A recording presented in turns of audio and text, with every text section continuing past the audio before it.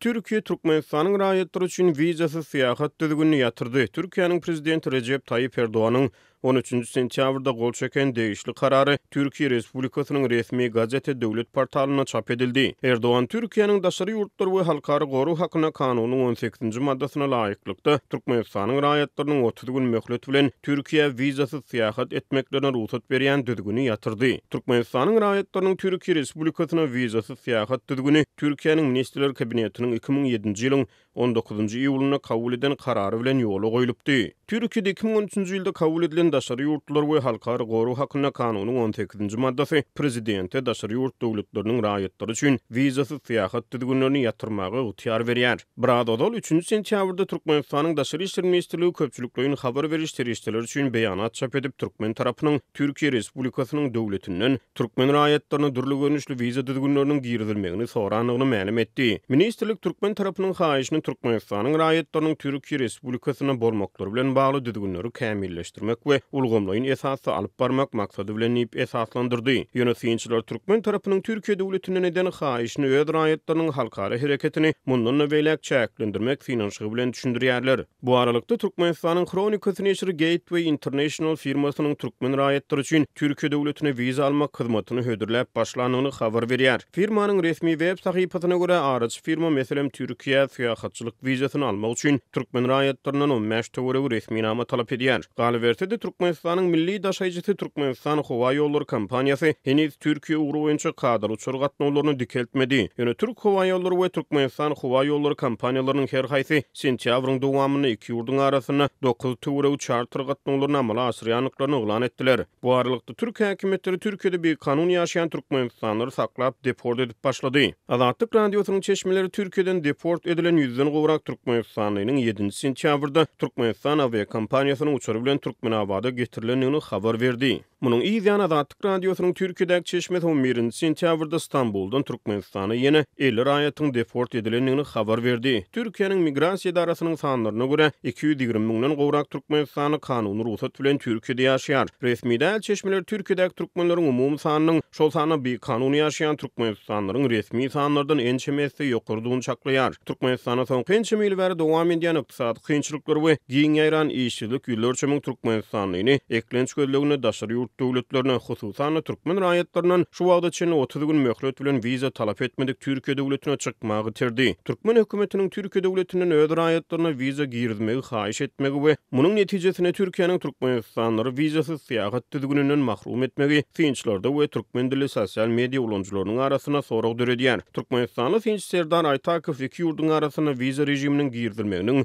bir näçe maksady gulluk edýändigini aýdýar. Häkimetler wiza rejimini girizmek bilen zähmet migrasiýasyny azaltmagy we Türkiýede ýan mesken tutanlar bilen arany kesmegi maksat edinýärler. Hiç kimiň ýzyna gaýdyp gelmek ähtimallygy ýok we häkimetleriň olara mätäçligi hem ýok. Resmiler bu kategoriýadaky adamlary ygtybarly däl raýatlar hasaplaýarlar diýip Aytakow sentýabryň 1-nji hepdesinde Azatlyk radiosyna tesbir berdi. Beýle hökümetler öz raýatlary üçin wiza rejiminiň ýatyrylmagyny haýyş edip ýüzlense biziň döwletimiz gaýtam tersine edýär. Olar öz halkynyň gününi hasy kynlaşdyrmak üçin Türkiýeden Türkmenistanlar üçin wizasyz rejimi ýatyryp wiza düzgünlüğünü girizmegi soraýarlar diýip bir sosial media ulanjy aýdýar.